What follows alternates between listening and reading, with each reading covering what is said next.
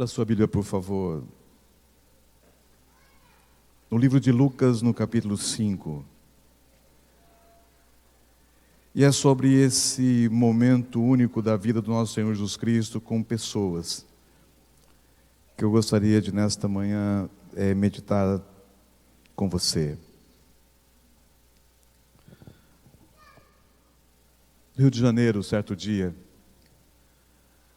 um senhor de nossa igreja, chamado Osias, me procurou. 60 anos de idade. E ele disse: pastor, será que é tarde demais para eu voltar a estudar? E eu fiquei empolgado, um ancião de nossa igreja, a dizer isso: eu quero voltar a estudar. E ele começou a estudar Direito. Formou-se em Direito no ano passado. E agora está começando a sua pós, já com seus 65 anos de idade. Tarde demais para estudar? Certo dia, Rose também nos procurou, ali no Rio Grande do Sul. Ela dizia: pastor, estou desanimada da vida. Perdi minha irmã num suicídio. Eu não quero mais viver. Não há motivos mais para eu sorrir. Não há motivo mais para eu celebrar um Deus de amor na minha casa. E ela disse o seguinte: é tarde demais. Eu não quero mais viver. Em um daqueles dias, a Ritinha foi chamada rapidamente por sua mãe. E essa jovem senhora, ela havia tomado vários comprimidos e estava morrendo. E a Ritinha chegou correndo com o carro, não estava em casa. E naquela ansiedade, naquela correria, e só as mulheres tomaram essa mulher já desfalecida nos braços. E graças a Deus, através daqueles movimentos abruptos entre elas ali, pelo peso dessa senhora, ela conseguiu expelir os remédios que ela havia tomado. E graças a Deus não perdeu a vida. Mas na mente dela, era tarde demais para viver. Já tive alguns encontros aqui em Curitiba com alguns irmãos e irmãs desta igreja. E já ouvi de uma jovem senhora a frase: pastor, é tarde demais para o meu marido. Não há mais condições de estarmos juntos. Tarde demais. Talvez eu esteja nesta manhã falando para alguém que chegou aqui com essa necessidade, com essa ansiedade no coração, dizendo: é tarde demais para eu continuar meus relacionamentos. É tarde demais para ser feliz. É tarde demais para viver. Um dos piores momentos do meu ministério aconteceu anos atrás em Maringá. E na igreja onde estávamos trabalhando, um grande amigo, um jovem ainda, diretor do Ministério da Família, líder do Ministério Jovem, um dia esse moço tirou a sua vida. Eu tive a oportunidade de ler a carta que ele deixou para sua esposa. Ele havia escrito umas 3 horas antes do seu suicídio. E ele escreveu o seguinte: querida, é tarde demais para eu poder viver. Tarde demais. 3 páginas com palavras que jamais irei esquecer no meu coração. De uma pessoa que no final da vida escolhe ele mesmo em sua juventude, tirar a sua própria vida, achando que não há mais sentido de vivê-la. Eu olho um texto da palavra do Senhor, não é tão trágico assim, mas é um homem que, para ele, as coisas estavam acontecendo tão negativamente que ele dizia: é tarde demais para eu ser um homem vitorioso. E aqui no verso 1 do Evangelho de Lucas, a palavra do Senhor diz assim: aconteceu que ao apertá-lo a multidão para ouvir a palavra de Deus, estava ele junto ao lago de Genesareia. Eu acho incrível o encontro de Jesus Cristo com pessoas. A Bíblia diz assim que ele estava ao lado do lago do Mar da Galileia. O Mar da Galileia tinha apenas 20 quilômetros de comprimento e 10 quilômetros de largura. Em seu diâmetro não era um mar muito grande. Mas ao redor desse mar haviam 9 cidades, e essas cidades, com as suas populações de 15 mil habitantes, mais ou menos cada uma, fazia com que, quando houvesse aglomerações, era uma multidão de pessoas. E a palavra diz aqui, através de Lucas, que Cristo, ele estava falando ao redor desse mar, e de repente a multidão começou a se aproximar de Cristo, a tal ponto que ele foi se afastando, e quando Cristo percebeu, ele já estava dentro da água do mar. E ele começou a falar dali para aquela multidão. O texto diz assim no verso 2: e viu 2 barcos junto à praia do lago, mas os pescadores, havendo desembarcado, lavavam as redes. E entrando em um dos barcos, que era o de Simão, pediu-lhe que o afastasse um pouco da praia, e assentando-se, ensinava do barco as multidões. Eu fico olhando para esse contexto, eu fico olhando para Jesus Cristo. Ele entra na água, ele olha os barcos, ele vê a necessidade de estar dentro de um deles, ele mesmo pede: por favor, vocês permitam que eu entre dentro, ou suba num desses barcos. E quando ele olha para um dos barcos, ele percebe que os discípulos estavam lavando as suas redes.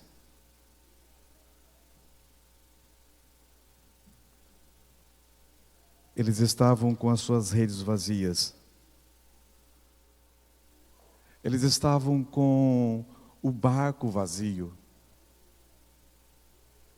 E Cristo, mesmo falando àquela grande multidão, ele percebeu o desconcerto daqueles homens, os pescadores.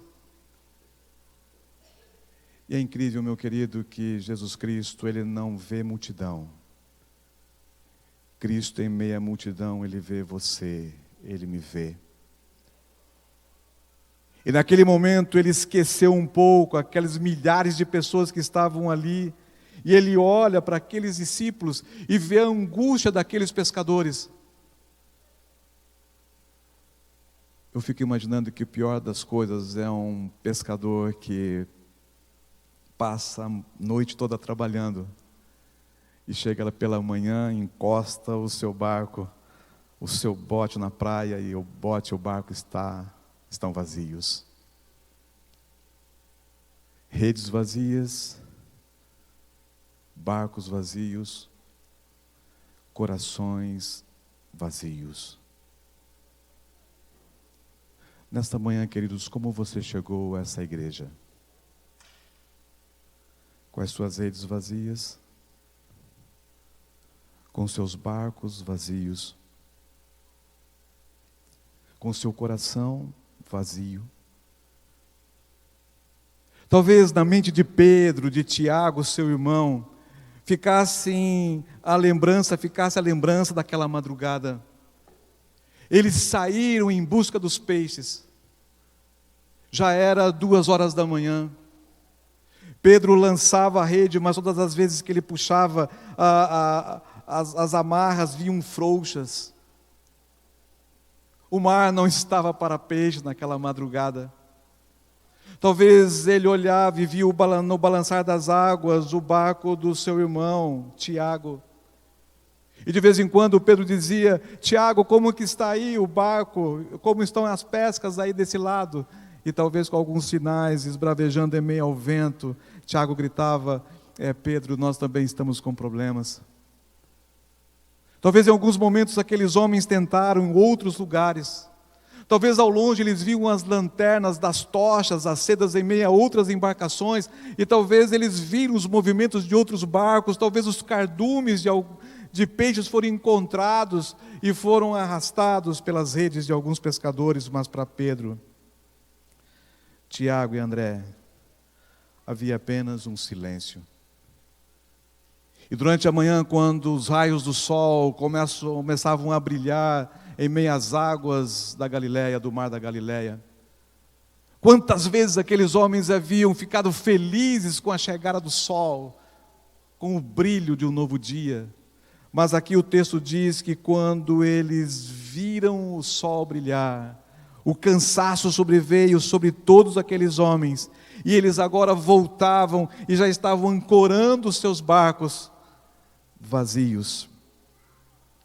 E quem sabe Pedro coloca uma interrogação na sua mente: o que será que vai falar a minha esposa?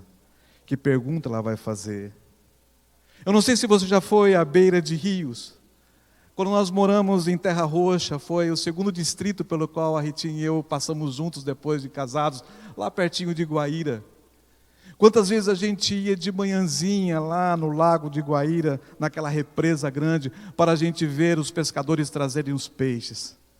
E você rapidamente quer ver o movimento. Às vezes a gente nem ia para comprar, a gente ia para ver o movimento dos barcos, os pescadores, e é gostoso ver aquele movimento dos peixes e eles felizes trazendo o seu trabalho, o resultado do seu trabalho durante as madrugadas.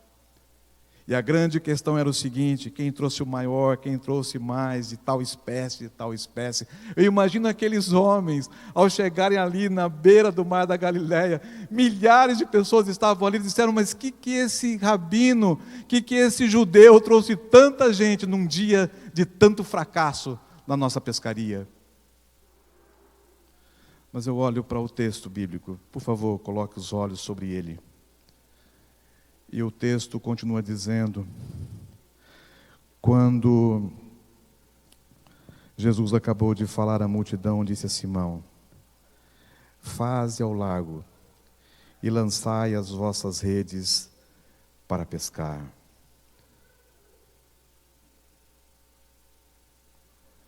Eu fico imaginando o que passou na mente de Pedro.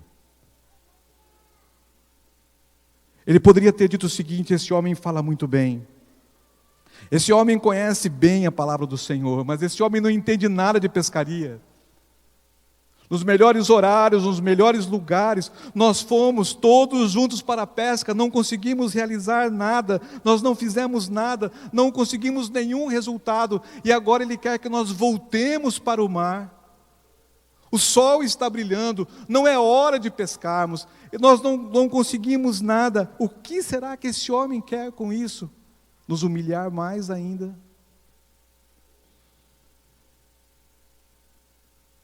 Quaisquer que fossem os pensamentos de Pedro, eles resultaram em uma frase: mestre, havendo trabalhado toda a noite, nada apanhamos. Mestre, é tarde demais, não há como conseguirmos uma boa pesca nesta manhã. Talvez Cristo nesta manhã chegue para você e diga: você chegou aqui com as suas redes vazias? Você chegou aqui com o coração vazio? Volte para o alto mar. Jogue a rede novamente. Tente pescar. Talvez alguém nesta manhã tenha vindo aqui com seu coração e esteja orando ao Senhor: Senhor, eu estou buscando melhores relacionamentos em minha casa, com minha esposa, com meu esposo. É tarde demais, como eu posso reativar os meus relacionamentos? Talvez alguém chegou aqui nesta manhã com o seu coração vazio, porque os exames médicos dessa semana não foram, os resultados não foram os melhores. E você já orou? Você já buscou conhecimento científico na medicina para resolver o problema seu, de alguém que você ama? E parece que quanto mais você ora, quanto mais você vai ao mar, quanto mais você procura, mais tristeza, mais nãos, mais respostas positivas ou negativas você recebe. E Deus olha para você e diz assim: nunca, nunca, nunca é tarde demais.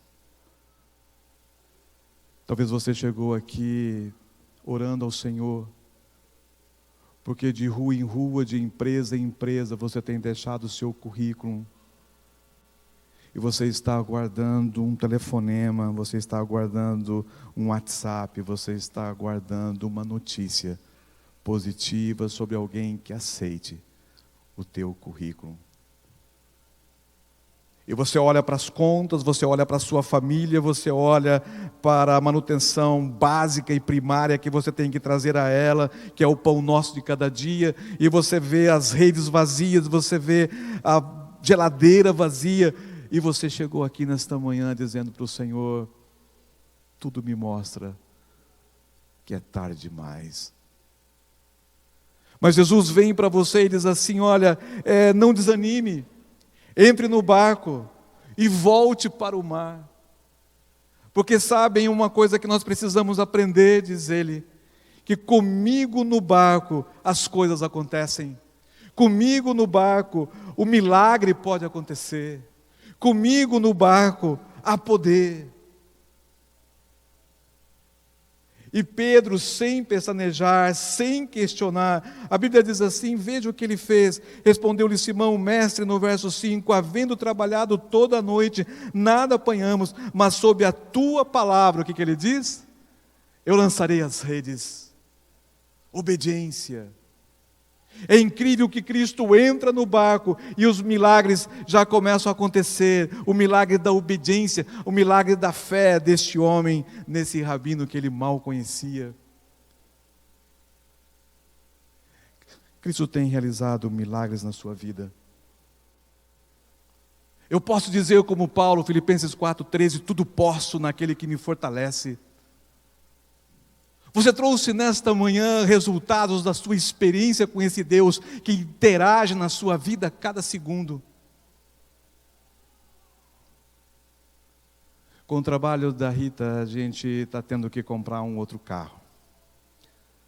Eu confesso para vocês que não era a hora da gente ter um segundo carro lá em casa. Nós estamos com um bem antigo, mas era esse que deveria ir até os finais dos estudos dos meninos. Mas ela precisa de um carro para poder desenvolver o seu ministério aqui em Curitiba. E nós fizemos alguns ajustes nessa semana e visitamos vários lugares, várias concessionárias. Fizemos algumas propostas de alguém que não poderia comprar um carro nesse instante. E nós chegamos ontem esperando algumas respostas. Visitamos uma marca de um carro em 4 concessionárias aqui em Curitiba para ver qual era a melhor oferta, mesmo em concessionárias diferentes com uma marca igual. E ontem, às 16h20, uma pessoa ligou, um dos vendedores, e disse: Claudenir, tem uma boa e uma má notícia. A boa é que foi aprovado a sua proposta. Mas a ruim é que a sua proposta foi feita em sexta-feira da semana passada. E agora já é um novo mês, e agora não tem mais como a gente segurar aquela proposta, então vai haver um reajuste aqui de X reais. A Ritinha olhou para mim, estava no Viva Voz do celular. Nós já sabíamos, tínhamos orado muito ao Senhor, que se não desse certo era para isso acontecer. E eu disse ao rapaz, então meu amigo, obrigado, foi muito bom conhecê-lo, e nós estamos agradecendo a sua proposta. Ele é evangélico, esse moço. Ele disse, mas pastor, eu conheci vocês, eu gostei de vocês, eu conheço a entrada da sua igreja. Eu falei, não, está tudo certo. Só que nós sabemos que todas as coisas contribuem para o bem daqueles que amam a Deus. Eu falei para ele, então fique tranquilo, nós estamos em paz, está tudo certo, não precisa explicar mais nada, mas nós agradecemos essa proposta. Desligamos o celular. Nós oramos, estávamos chegando em casa, nós encostamos o carro 16h30 ali na garagem. E o celular tocou novamente. Semana passada, bem no início, havíamos visitado uma outra concessionária aqui de Curitiba, com a mesma marca, com o mesmo produto, com o mesmo valor, e nós fizemos a mesma proposta. E essa vendedora nunca mais entrou em contato com a gente, porque ela disse, olha, foi feito um trabalho tão grande aqui, que nós vendemos 8 ou 10 carros, não me lembro direito, no dia, e não há mais nenhum carro que nós oferecemos esse produto aí nas redes sociais, não existe mais nenhum carro desse aqui. E ela ligou, 16h30, e ela disse, Claudenir, chegou um carro de tal lugar, e o carro foi colocado à disposição. Eu me lembrei aqui do seu nome, tem vários vendedores aqui também com o mesmo carro, oferecendo às pessoas que seus clientes que nos visitaram aqui. E eu digo para você o seguinte, a mesma proposta que eu fiz no dia, 15 dias atrás, é a proposta que eu estou fazendo para você. E eu queria ver o que você diz sobre isso. E o carro tem isso, aquilo, a mais do que o outro que a gente estava comprando. Porque é um carro que chegou ontem aqui em Curitiba, segundo ela. Eu disse para ela, Estela, o seguinte, nós somos adventistas do 7º dia. 16h30 de uma sexta-feira, não é possível mais a gente fazer negócio com carros. Então você fique livre, deixa esse carro para outra pessoa e não há problema nenhum. Ela disse, você é adventista do 7º dia? Eu falei, sou. Ela diz assim, eu já fui adventista do 7º dia. E eu entendo o que você está me dizendo sobre a sexta-feira. E ela falou o seguinte, eu quero dizer uma coisa para você. Eu confio na família adventista. E se você disser assim, que você vai vir aqui segunda-feira buscar o carro, nós vamos fechar aqui, você não precisa me dar nada, falar nada, só diga assim, segunda-feira eu vou aí para a gente fechar o negócio do carro. E segunda-feira nós estamos indo lá para tentar fechar o negócio do carro. Que 16h30, 10 minutos depois, liga alguém que conhece a nossa vida cristã, reconheceu o sábado e disse, nós não vamos falar mais nada sobre isso, só diga o seguinte, você vem? Vou. Se você vem, eu confio na sua palavra, porque você é da família adventista do 7º dia que eu amo tanto. Quando Cristo entra dentro do barco de nossa vida, quando Cristo, você percebe e permite que Ele interaja no seu coração, os milagres acontecem. E é incrível porque às vezes você e eu ficamos buscando, às vezes subterfúgios para que Cristo possa atuar. Eu olho para esse texto, eu olho para esse encontro, minha mente viaja dentro desse contexto. Eu fico imaginando Cristo usando coisas comuns para transformá-las em incomuns. Era o mesmo barco, eram as mesmas redes, eram os mesmos pescadores, a mesma água, mas um horário impossível, segundo os discípulos, de conseguirem grandes vitórias na pescaria.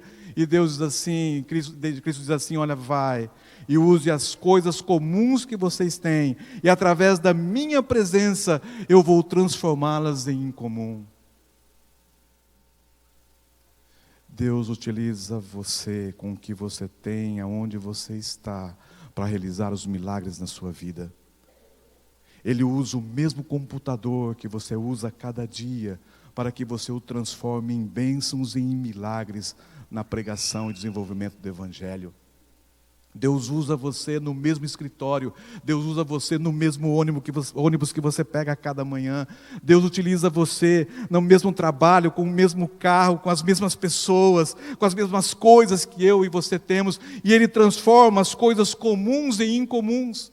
E agora eu vejo o texto, Pedro voltando para o mar da Galileia, Pedro aceitando, diz aqui o texto, que ele não questionou, ele disse, Senhor, se é a sua palavra, diz aqui o texto, eu vou voltar com o meu barco. Obediência, obediência. Queridos, com a obediência, você e eu podemos, através do poder de Deus, realizar grandes coisas. Às vezes ficamos imaginando que precisamos ter uma fé do tamanho de um grão de mostarda, mas do tamanho de um ángstrom. Se você tiver essa fé, os milagres acontecem, diz aqui o texto. E agora Pedro volta para o mar. Eu fico imaginando, querido, será que seria difícil para um Deus, Senhor dos céus e da terra, realizar um milagre para aqueles discípulos, para os quais eles pudessem pescar muitos peixes naquelas redes, seria difícil. Eu fico imaginando, irmãos, Deus olhando para aquele quilômetros de comprimento e 10 de diâmetro de largura. Era como se para Deus fosse um aquário, como nós temos muitas vezes de peixinhos na cozinha de casa. Deus sabia onde é que estavam os peixes, Deus sabia como ajudar aqueles homens, e agora, através da obediência deles e a fé nesse Deus maravilhoso, Deus começa a atuar.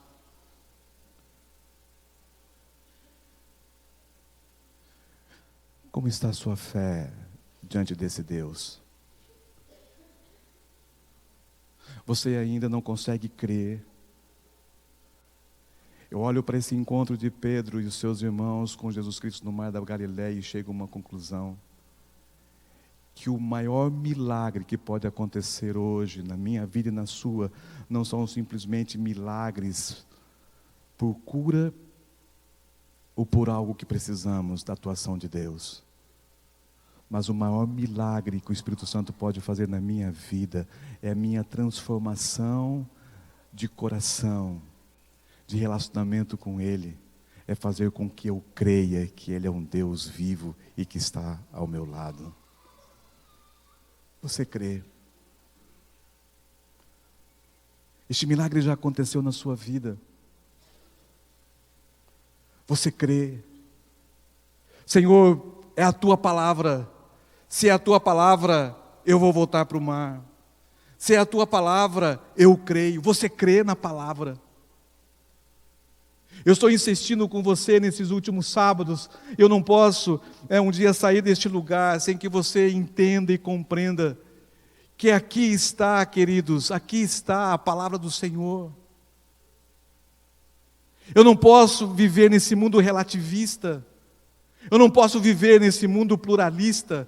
Eu tenho que crer que aqui eu encontro a verdade e a vida, que é o nosso Senhor Jesus Cristo.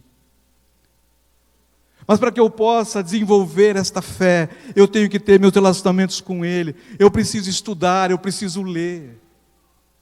Eu sei, queridos jovens, que você, para qualquer prova que você hoje tenha na universidade, em uma engenharia que você tenha, você estuda 10, 15, 20 horas para fazer uma prova. Eu lhe pergunto, para desenvolver a sua fé e sua crença nesse Deus maravilhoso, quanto você estuda sobre Ele? Eu vejo Pedro indo para o mar. E a Bíblia diz assim: então fizeram sinais, no verso 7, aos companheiros do outro barco. Desculpe, no verso 6, isto fazendo, apanharam grande quantia de peixes, e rompiam-se-lhes as redes. Então fizeram sinais aos companheiros do outro barco para que fossem ajudá-los, e foram e encheram ambos os barcos, a ponto de quase irem a pique. É interessante, queridos, que quando Pedro diz: Senhor, eu vou para o mar, Cristo não ficou lá na praia olhando para ele, dizendo: eu quero ver agora Pedro ter dificuldades e eu vou daqui sumir no meio da multidão. O texto diz assim, que quando ele voltou para o mar, quem foi com ele? Cristo foi com ele. Quando eu convido Deus para os negócios de minha vida, quando eu convido Deus para as minhas preocupações, quando eu preciso de Deus e digo: Senhor, por favor, realize um milagre no meu coração, Ele não te deixa sozinho, Ele vai contigo, Ele vai comigo. E agora a Bíblia diz assim, que Pedro pegou as redes. Eu fico imaginando Jesus por cima dos ombros de Pedro, dando uma risadinha e dizendo assim: Pedro, aqui é o lugar, aqui é o lugar. Sabem quando no tempo de Páscoa a gente era menino e os nossos pais preparavam, você foi desse tempo que os pais preparavam dentro de uma caixinha de sapato os ovos de Páscoa? Peguei esse tempo, graças a Deus. E meus pais colocavam os ovinhos de Páscoa, às vezes era ovo de galinha pintadinho, né, com amendoim dentro, e minha mãe fazia aquelas cestas com a gente, ficava às vezes horas e horas preparando aquelas caixas de sapato. E no domingo de manhã a gente levantava cedinho, e o papai e a mamãe ficavam na cama, e às vezes eu escutava meu pai dizendo o seguinte: tá frio demais, não tá aí não, tá frio demais, e os dois davam gargalhada lá no quarto. E a gente andava de um lado para o outro dentro da casa, e às vezes minha mãe dizia assim, está esquentando, e a gente ia chegando, está esquentando. Por que eles gritavam assim? Porque eles tinham guardado os grandes tesouros para nós, que eram os chocolates e os amendoins daquele domingo. Eu fico imaginando Jesus brincando com Pedro, dizendo, Pedro, está esquentando, está chegando pertinho, é aqui, Pedro, jogue as redes. E sabe o que me encanta nessa história? É que quando Pedro, ele vê, quando Pedro sente o peso daquelas redes, o texto diz assim, que ele começa a chamar os seus amigos, e eles seguram as redes, e de repente aqueles peixes são jogados para dentro do barco, e talvez fique pelos joelhos daqueles homens, todos pisando naqueles peixes, e o cheiro de peixe dentro do barco. E naquele momento, Pedro olha para Jesus Cristo. Mas quando Pedro olha para Cristo, ele não vê em Jesus um pescador. Quando Pedro olha para Cristo, ele não vê em Cristo um marinheiro. Mas quando Pedro olha para Jesus Cristo, Pedro vê o Senhor de sua vida. Um Deus que até aquele momento ele não teria conseguido ainda encontrar. Jesus, em outro momento, disse, e vós, quem dizeis que eu sou? Na história de sua vida, você já olhou para Cristo e já o reconheceu como seu Senhor. Na sua experiência, nos seus relacionamentos com Ele, você já o reconheceu como seu Senhor. O elan do cristianismo é você ir em direção às outras pessoas, mas em relação a Deus, é você olhar para Ele e reconhecê-lo como seu Senhor e Criador dos céus e da terra. Esse é o ápice do relacionamento com esse Deus. E quando Pedro, ele olha para Cristo, o reconhece como Senhor, ele diz assim, Senhor, afasta-te de mim, porque eu sou pecador. Senhor, eu vou morrer se o Senhor continuar aqui. Senhor, a sua santidade, o seu poder é tão grandioso, eu não consigo ficar perto do Senhor. E Jesus diz assim, Pedro, fique tranquilo, você não vai morrer, pesque homens para viver. O existencialismo hoje vem para você e diz o seguinte, você não pode morrer, e ninguém quer morrer, nem eu também quero e nem você. Nós queremos viver. O existencialismo diz assim, faça tudo, você tem que viver, você não pode ceder nenhum segundo. E eles vêm com autoajuda, eles vêm falando para você que você tem que ter uma estima muito grande, e você busca o sucesso, você busca as vitórias, você busca a vida. E quando você chega diante do cristianismo, Jesus vem para você e diz assim, você tem que morrer. Pesque homens para viver.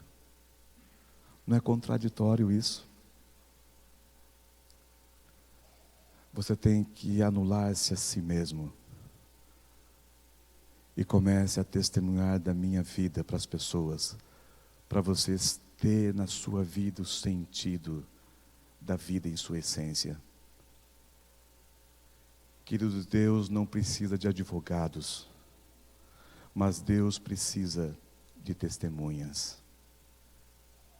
Ele não precisa apenas de pessoas que ficam defendendo as suas verdades, mas Deus precisa de homens e mulheres que defendam a verdade, mas vivam essa verdade.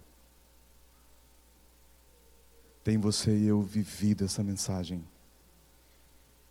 Temos testemunhado dessa mensagem? Esses homens se apegaram com Cristo, milagre aconteceu. Eu olho para esse texto e vejo que com Cristo em meu barco os milagres acontecem. Eu vejo que nesse contexto e nesse texto, que Cristo usa coisas comuns e as transforma em incomum. Que Cristo me leva aos mesmos lugares e Ele transforma esses mesmos lugares com o seu poder, para que eu possa ver a sua grandeza e a sua majestade. Eu vejo agora Pedro forte, eu vejo agora um Pedro vivo, eu vejo agora um Pedro que aceita o convite de Cristo, e agora ele ouve de Cristo: olha, venha, venha comigo, e a vida vai lhe mostrar em sua essência o que é testemunhar desse evangelho maravilhoso. E Pedro e Tiago e seus amigos aceitam andar com Jesus Cristo, e andam com Jesus Cristo quantos anos? Mais 2 anos e meio. Eles saíram, eles viram as curas, eles viram as mensagens, eles viram o poder de Cristo na vida deles. E você diz assim: agora Pedro realmente alcançou o ápice na sua vida cristã. Mas o que acontece 2 anos e meio depois, quando Cristo está sendo levado para o Calvário, e diante de Anás e Caifás, e o que acontece com Pedro? O que aconteceu com ele? Caiu novamente. Rejeitou a Jesus Cristo. E agora aquele homem, o que ele faz? Ele sai envergonhado do tribunal de Cristo. E por ter fracassado ali, aquele homem, diz Ellen White, chora amargamente. Um homem fracassado. Um homem que viu tantas belezas do Filho de Deus, Emanuel, aqui nessa terra, mas que não conseguiu em vida aceitá-lo realmente como Senhor e Salvador do seu coração. Mas será que Pedro, a história de Pedro termina ali diante de Anás e Caifás, termina ali? Bem rapidamente, irmãos, eu quero terminar. Se você for olhar a Bíblia e olhar para o Evangelho de João, veja o que acontece no capítulo 21 de João. Aqui está o final da história de Pedro, enquanto Cristo estava aqui nessa terra. Aqui diz assim, no verso 1: depois disto, tornou Jesus a manifestar-se aos discípulos depois da morte de Cristo, a sua ressurreição. Tornou Jesus a manifestar-se aos discípulos junto do mar de Tiberíades. E foi assim que ele se manifestou. Estavam juntos Simão Pedro, Tomé, chamado Dídimo, Natanael, que era de Caná da Galiléia, os filhos de Zebedeu e mais os seus discípulos. E disse-lhe Simão Pedro: vou pescar. E disseram-lhe os outros: também nós vamos contigo. Saíram e entraram no barco, e naquela noite nada apanharam. Mas ao clarear da madrugada estava Jesus na praia, todavia os discípulos não reconheceram que era ele. E perguntou-lhes Jesus: filhos, tende aí alguma coisa de comer? E responderam-lhe: não. Então lhes disse: lançai a rede à direita do barco e achareis. Vejam que coisa impressionante. Pedro sai daquela reunião do tribunal, ele volta para sua casa, e ele diz assim: tarde demais para ser um discípulo de Jesus, tarde demais para ser uma testemunha viva do Evangelho, tarde demais para eu continuar sendo um baluarte na história da igreja que Cristo está instituindo, tarde demais. Ele diz assim: não posso ser um pregador, eu não posso ser um líder da igreja de Cristo, eu vou voltar para onde? Para o barco.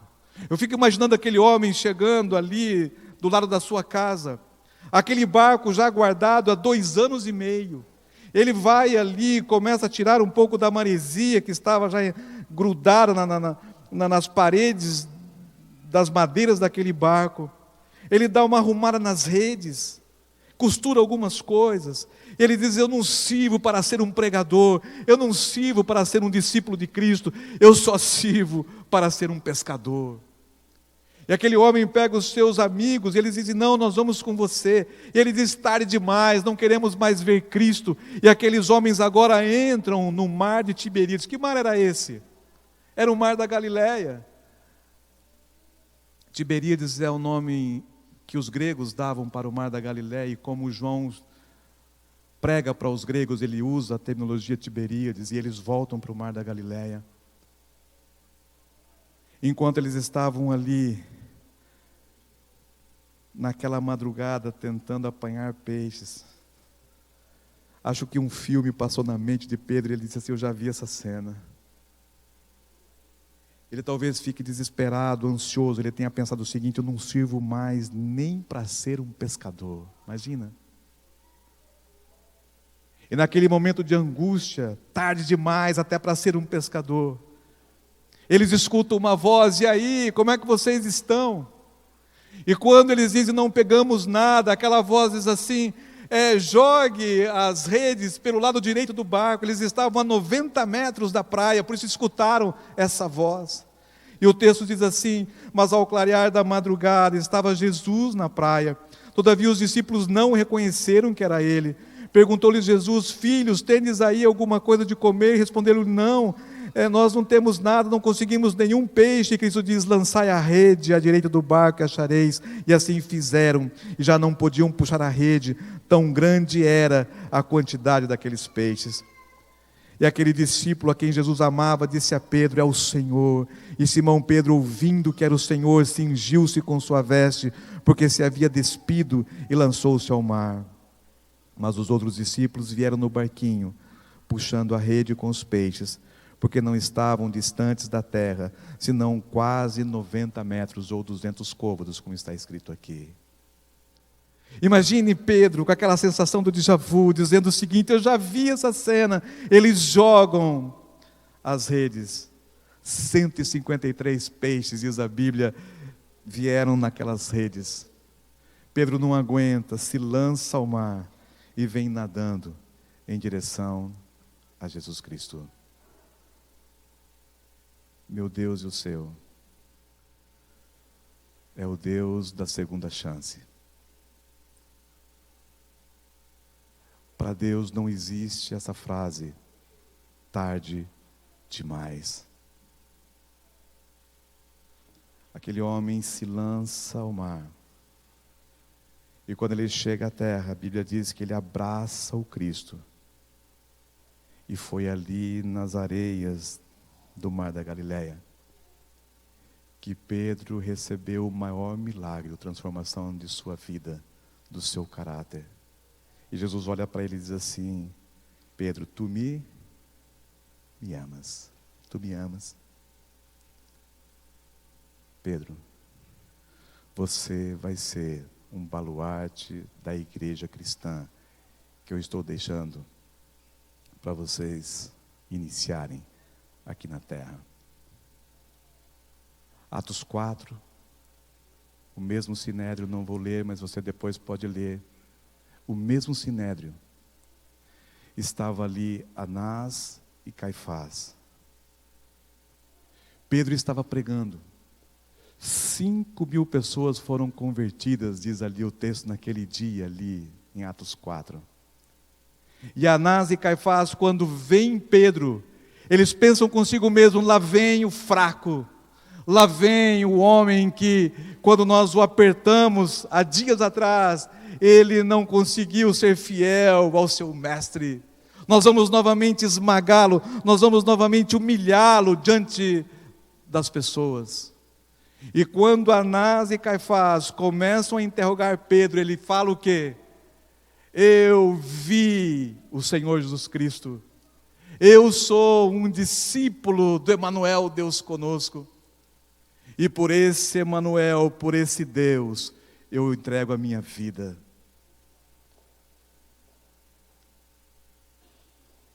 Queridos, não estamos mais no mar da Galileia. Mas você e eu enfrentamos o mar da vida. E talvez, mesmo com a sua capacidade intelectual, a sua função, o seu trabalho profissional excelente, onde você demonstra a sua capacidade no seu ápice.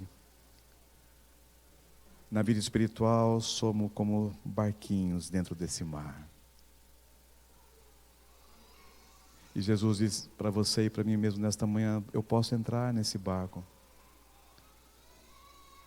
Eu posso entrar na sua vida.